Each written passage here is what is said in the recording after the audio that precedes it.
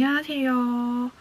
그동안 제가 영상은 올리지 않았지만 저 집에는 계속해서 책들이 들어오고 있었거든요. 그래서 그동안 읽었던 책도 몇 권 보여드리고 새로 산 책들도 좀 소개를 해드리도록 할게요.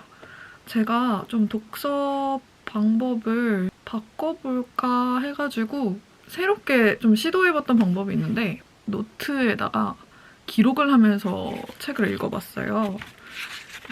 그래서 이런 식으로 또 좀 적고 요약도 하면서 이런 식으로 읽어봤거든요. 이렇게 책 제목 쓰고 딱 내용만 봤을 때 그때 읽었던 내용을 좀 바로 떠올릴 수 있게끔 하려고 이렇게 해봤는데 이렇게 하니까 확실히 책 읽는 시간이 조금 더 늘어나는 감은 있었어요. 그래도 좀 그 책을 읽었을 때 너무 잘 휘발되는 경우가 있잖아요. 그런 거는 조금 덜해지는 것 같습니다. 하여튼 이렇게 해서 몇 권을 읽었는데요. 보여드릴게요. 일단 여러분 서점에 가시면 요새 경제 경영 코너에 쫙 깔려있는 주식, 코인, 부동산 옆에 조그만하게 있는 NFT 관련된 책입니다. NFT가 뭔지 잘 모르시는 분들은 유튜브에 What is NFT라고 치면은 영상들이 나오거든요. 간략하게 이야기를 하면은 NFT라는 게 Non-Fungible Token이거든요. 그래서 이 대체 불가능한 토큰이란 뜻이에요. 한마디로 우리가 진품 인증서? 온라인 진품 인증서 이런 식으로 생각하시면 되는데 그 개념이 블록체인이라는 시스템을 사용해서 뭐 작품이나 이런 것들의 진위를 가릴 수 있게 하는 그런 시스템인데 저도 이 NFT가 뭘까? 좀 더 알고 싶어가지고 사서 읽게 됐습니다. 서점에 갔더니 제가 그때 또 일부러 큰 서점에 갔거든요. 광화문 교보였나? 갔는데 의외로 NFT 관련된 책이 그렇게 많진 않더라고요. 몇 권 있었거든요. 근데 그중에서 이 책이 조금 이렇게 하나씩 나와 있는 것 같아가지고 이 책을 샀습니다. 그래서 읽어봤는데 흥미롭긴 했어요. 그 전에는 이게 말이 되나? 라고 생각했거든요. 그런데 이제 읽으면 읽을수록 이게 왜 각광받는지는 알겠다. 좀 그런 생각이 들긴 했어요. 그리고 이 NFT라는 게 코인이랑 굉장히 밀접한 관계가 있더라고요. 특히 이더리움이랑 관련이 있어가지고 또 흥미롭게 읽었습니다. 제가 최근에 또 코인 관련된 책을 하나 추천받아서 읽었는데 그 비트코인 지혜의 족보라는 책을 읽었어요. 흥미롭더라고요. 진짜 코인이 이런 개념이구나. 코인 책을 읽고 나서 바로 이 책을 읽으니까 조금 더 이해가 잘 되는 느낌이었고 NFT 같은 경우는 제 생각에는 예술계, 특히 미술계 쪽에서 일을 하시는 분들이라면 무조건 알아야 되지 않을까? 이런 생각이 듭니다. 이게 시대의 흐름이라는 게 있잖아요. NFT라는 게 내가 생각할 때 이게 뭐 실현 가능성이 너무 떨어지고 사기 같다 이렇게 생각하더라도 시대적인 흐름이라는 게 있기 때문에 특히나 이게 제일 많이 활용될 수 있는 분야가 연예계랑 미술 쪽인 것 같아요.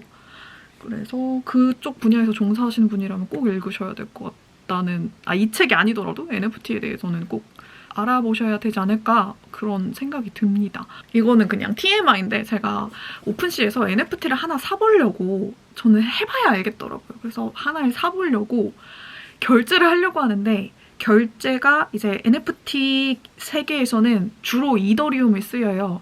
이더리움이 쓰이는데 제가 우리나라 거래소에서 가지고 있는 이더리움이 아주 조금 있었거든요. 그래서 그거를 써야겠다라고 생각을 했는데 그게 그렇게 쉽지가 않더라고요. 제 거래소에 있는 한마디로 그러니까 업비트에 있는 그 코인을 가지고 와서 오픈시에서 사는 게 생각보다 매끄럽게 과정이 연결되지가 않아요. 그래서 중간에 진짜 이거 굳이 사야 되나? 사지 말까? 막 이렇게 생각까지 할 정도로 복잡하고 특히 이제 법 때문에 방법이 원래는 두 개가 있어요. 첫 번째 방법은 코인 제 지갑에서 이 거래소에 있는 거 있죠. 업비트에 있는 거를 불러와가지고 그걸로 결제하는 방법이 있고 두 번째는 그 내 지갑에서 바로 코인을 사가지고 결제할 수 있는 방법이 있는데 두 번째 방법은 우리나라에서는 할 수가 없더라고요. 그 카드로 결제하는 게 막혀 있어요. 유일한 방법이라고 할 게 일단 우리나라 거래소에서 코인을 구매한 다음에 그 코인을 지갑으로 불러와서 결제를 하는 건데 수수료가 장난이 아니더라고요. 그래서 일단은 아직 안 샀거든요. 안 사고 조금 더 그냥 지켜보는 중인데 사실 아직은 잘 모르겠어요. 그런데 제가 워낙 이제 미술에 그냥 관심이 있고 해가지고 좀 계속해서 지켜보긴 해야겠다 이런 생각이 들었습니다. NFT에 관심이 있는 분이라면 이 책을 추천드려요. 되게 쉽게 돼 있고 여러 가지를 다루고 있어서 흥미롭습니다. 그리고 또 하나 웃긴 점, NFT 세계가 궁금하니까 업데이트 알림을 좀 받으려고 인스타그램 아무 계정을 하나 만들어서 NFT 관련된 막 아티스트나 뭐 채널들 이런 거를 팔로우를 했거든요. 근데 제 그 계정은 정말 아무것도 없어요. 프로필도 없고 뭐 팔로잉만 있고 팔로워도 없는 그런 계정인데 이 NFT를 판매하려는 분들이 계속해서 DM을 보내고 팔로잉 요청을 보내고 이러더라고요. 그래서 확실히 이게 지금 해외에서는 좀 핫하구나 라는 생각을 했습니다. 원래 해외에서 조금 먼저 시작되고 우리나라로 들어오는데 시간이 약간 걸리잖아요. 그래서 뭐 NFT라는 게 사실 정말 우리 일상을 바꿔놓을지 아니면은 뭐 흐지부지 될지는 아직은 모르겠지만 관심을 가져야 하는 주제인 거는 맞는 것 같아요. 그리고 NFT에 대해서 관심을 가지려면 코인에도 같이 관심을 가질 수밖에 없는 그런 구조라는 거. 두 번째 책입니다. 이 책은요. 우리는 어떻게 마음을 움직이는가 라는 책인데요. FBI에서 인질 협상을 하던 분께서 쓰신 책입니다. 이 책을 저도 추천을 받았어요.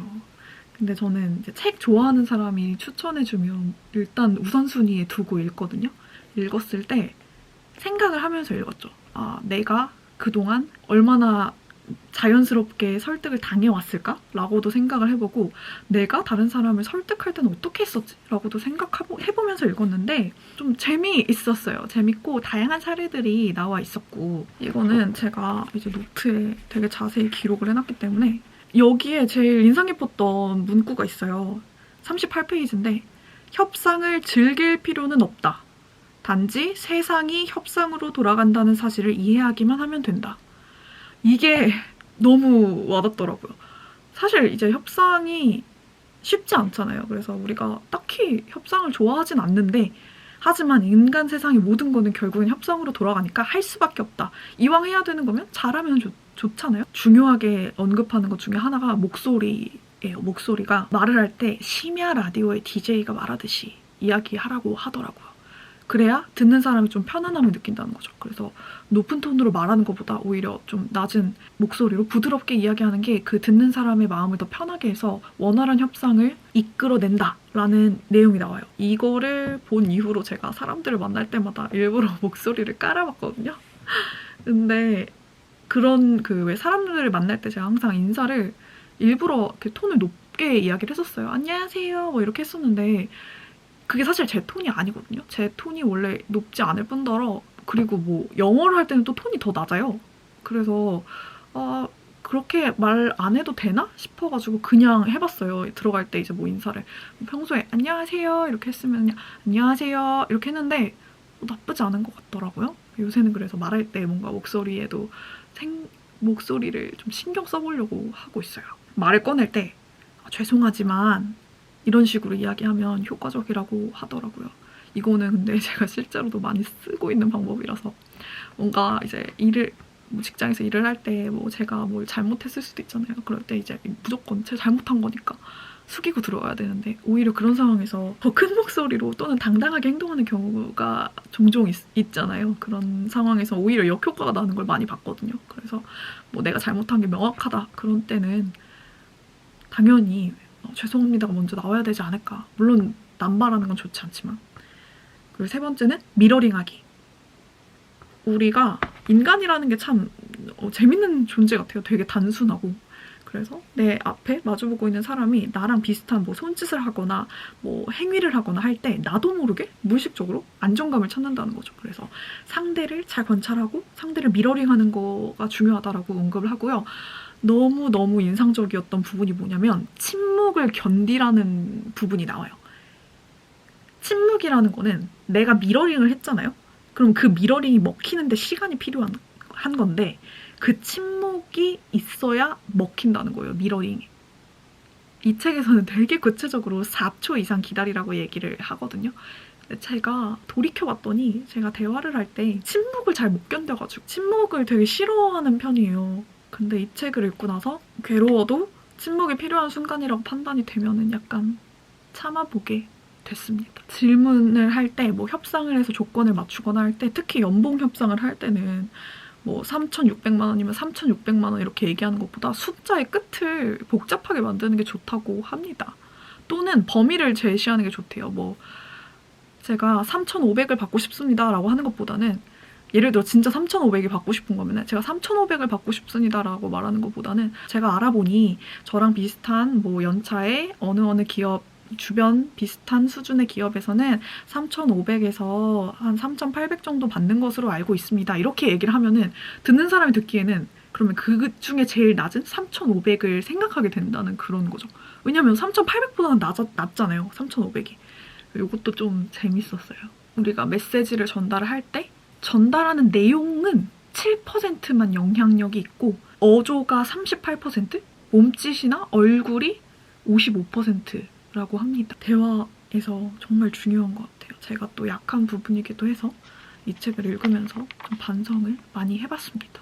이게 미국 사례다 보니까 우리나라에서 또 완벽하게 적용하기는 쉽지 않을 것 같긴 해요. 하지만 당하더라도 설득을 당하더라도 알고 당하는 거랑 모르고 당하는 거는 다르잖아요. 그래서 설득의 기술에 대해서 알아보고 싶으신 분들은 한 번쯤 읽어보시면 재밌을 것 같습니다. 네, 이렇게 책 몇 권 좀 소개를 해봤는데요. 올해는 저 목표가 좀 신간을 적당히 사고 그 구간 중에서 좋은 책을 찾아서 많이 읽는 게 목표거든요. 좋은 책 많이 소개해서 올릴 수 있도록 하겠습니다. 영상 봐주셔서 정말 감사드려요.